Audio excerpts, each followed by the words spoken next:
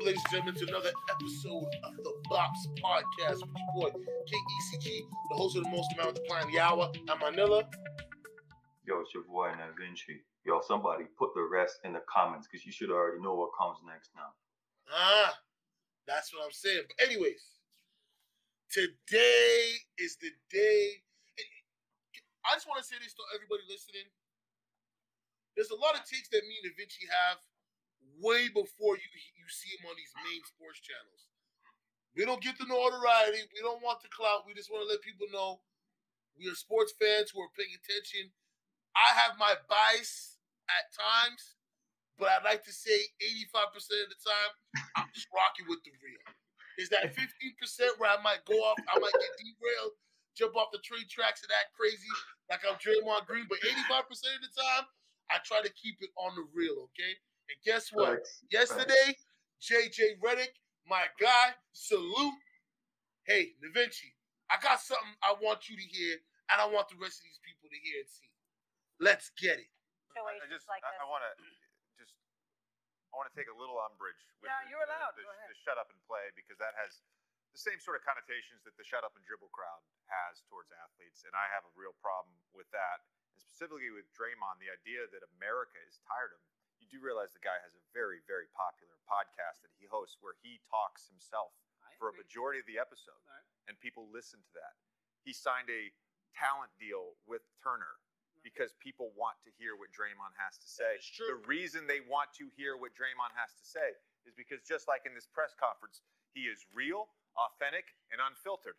And as a player, he is real, authentic, and unfiltered. The edge that he carries himself with, he's talked about this since game one.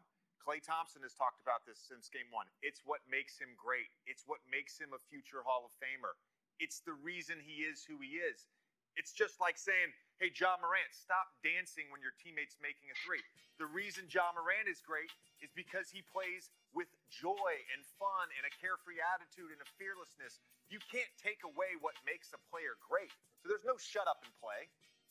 God, he is so polarizing. For all the fans that you think listen to the podcast and watch him, I can give you 50 million fans who would tell you the same thing. Enough already. So he is a polarizing athlete.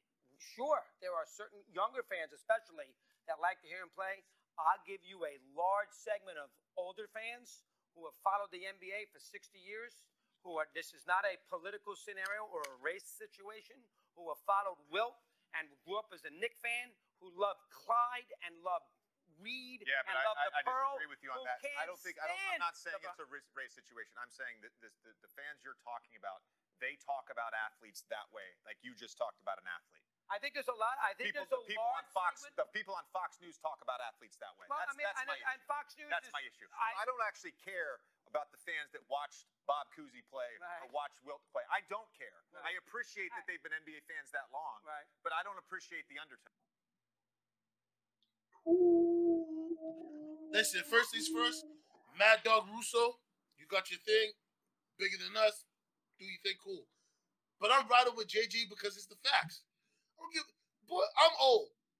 I ain't gonna tell you I'm old. I got gray hairs. I'm old.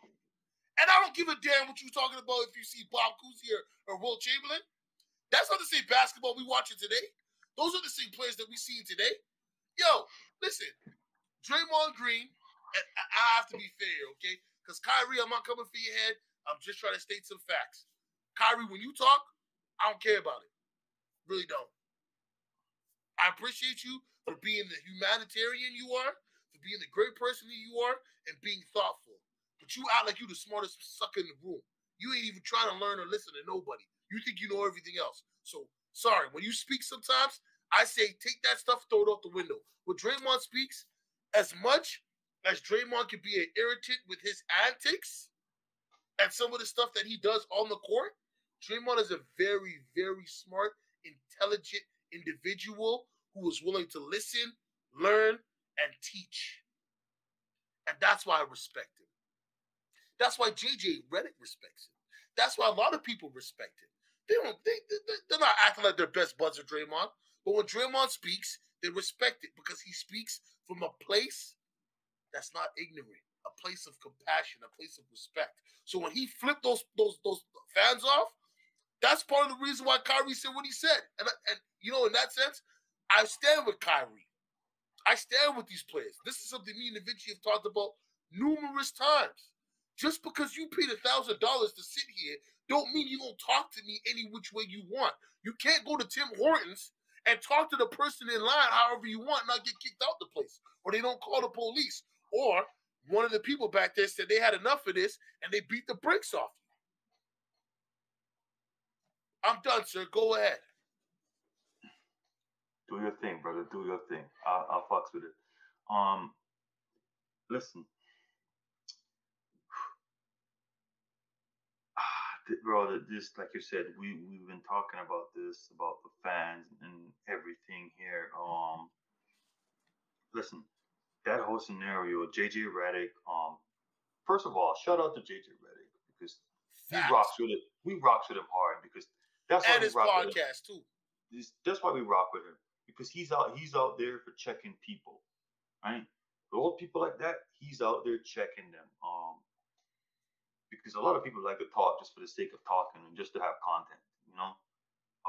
But this whole fan thing and everything, and think because, like you said, you can pay your money, and that's just an object for you to talk, say whatever you want to say. Even yesterday's game, Luka was ready to go at a fan. I think what's something we got to understand here, people, is these guys have a job and they've been doing this, some of them, since high school, junior high, you know, pee-wee ball, right? It starts from there. So these guys are not just going to get up and go jump because somebody's talking about. There's two different types of trash talking. There's trash talk when somebody looks at you and smiles at you. And if you say something good to them, they might want to give you a dap or something, right? And then just completely crossing the line, right? This is what we're seeing now. A lot of fans are crossing the line. Yeah. Right? I mean, so go ahead, sorry. Go ahead. No. I was going to go about the conversation we had off camera, right? Yeah. Kevin Garnett, one of the biggest trash talkers. When he says certain things to certain people, we see them catch an elbow. We see certain players want to fight him because, you know, he talk about somebody wife's sweetest honey nut Cheerios. That is different for me. He's on the court. He got to show up and prove. You sitting in the bleachers. You sitting in the chair.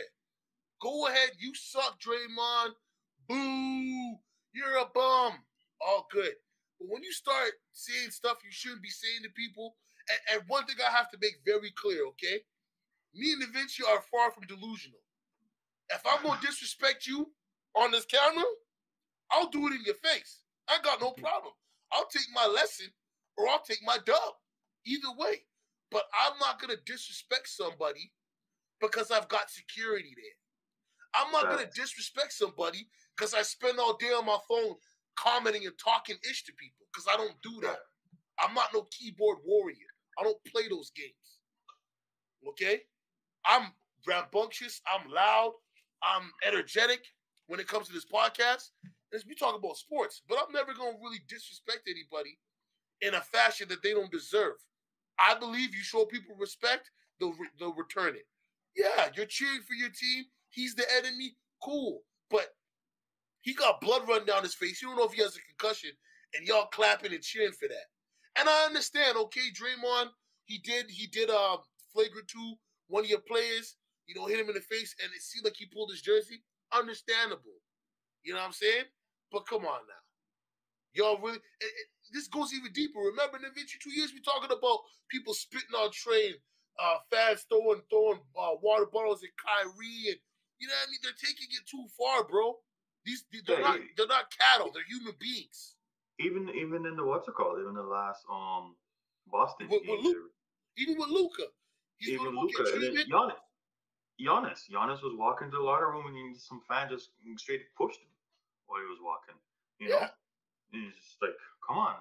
No, the fan did that because there's security there. Go on the street, go do this. This is my biggest problem with people in general, man. It's like y'all don't have common sense isn't common anymore. Because y'all think y'all can just do whatever you want. You know what I mean? And the NBA, let me explain something to the NBA. And you probably never gonna hear this. Hopefully somebody clips this and sends it to them. Punish the fans like you punish the players. Yeah, because Facts. You're right. It's 200% facts. Straight. You know what I mean? Facts. They start seeing this racial stuff.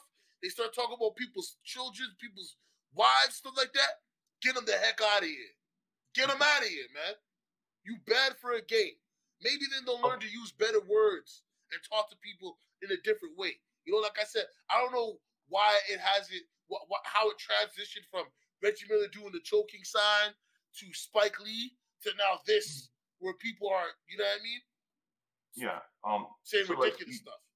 Like you talk about the Kevin Garnett situation, love KG, but he's crossed the line with certain things he said on the court, right? But he's had to pay that price though. That's why, like, I'm not gonna harp on him too hard. He's still crossing the line, but he's in a position where he has to show and prove. You sitting on the goddamn chair, you ain't got that right. No. Listen, and I'm getting to that point. He said it, but it's on the court with other players, right? He's not a fan saying it to the opposite player. It's a player saying it to the player. Anytime a player says something to a player, it cancels it out. It is what it is, right? Yeah. Because they're on the court, right? Next play you can catch an elbow. Yeah, or something, right? Yeah. But listen, if you're gonna be mad at Draymond Green because Draymond Green is, he's all hyper. He loves to play with passion and everything, and he's always yelling at the refs and stuff. That's in the game. That is in the game. Nothing to do with you as a fan. That's in the game, right? Him going, talking, chirping with other players, that's in the game, right? You're a fan. You belong to sit there and watch. His job is to entertain you. Yeah. Your job is not to say degrading things to him and talk down to him. Your job, you pay your money. They're there to entertain you for what you paid for. That's where it ends. You didn't pay to be disrespecting people. I'll tell you that much. It's simple as that. And the NBA, you are showing a message now when you're constantly punishing the NBA players and nothing is happening to the fans. Yeah. I mean, even the fan that pushed Giannis, that should have been an instant, you're done. No more. You can't come in this arena no more. Yeah, exactly. You put your hands on the player. Yeah, that's it. That's it. You know what I'm saying? So, I think the NBA, you need to show something because, listen, you're showing it. You're kind of like, what is it like? What the action you're showing is, King, is like, okay, it doesn't really matter. Like, yeah, they're paying money, so we got to keep them happy. Listen, man, I don't give a damn about keeping people happy. You know what you want to do?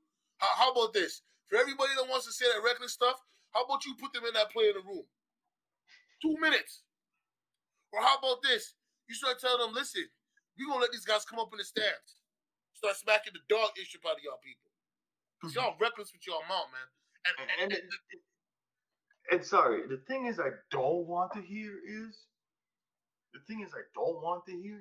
it's a part of your job. What part of your fucking job is that?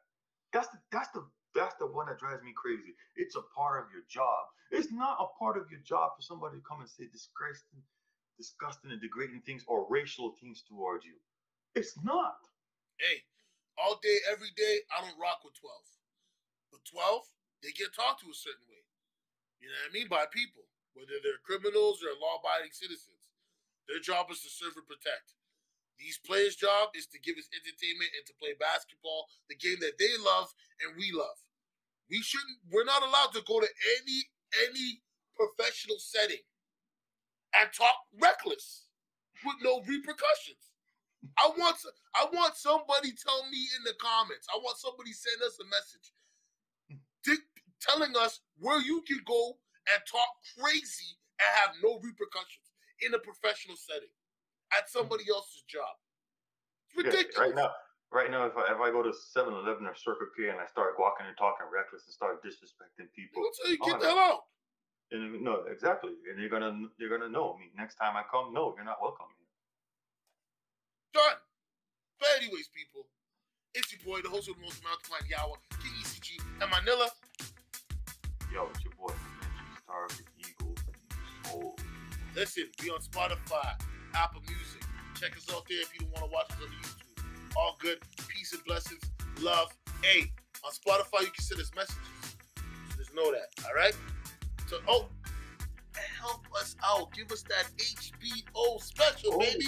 Help some brothers out. Yeah, get me. Till next time, people. Peace and blessings.